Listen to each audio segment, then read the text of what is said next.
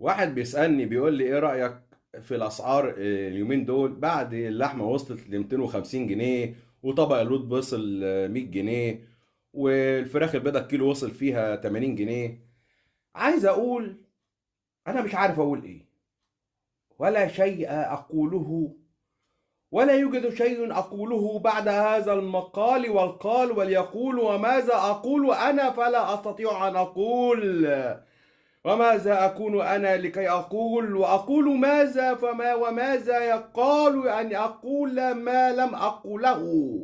فإن قلت لن أقول فإن ذي قال ماذا قلت ولم أقول هذا القول من ذاك القول، فإن القول يقول أن أقول وأقول ولم أستطيع أن أقول، فكيف أقول ما لم أقوله؟ فإنني لا أستطيع أن أقول غير أن أقول. السلام عليكم.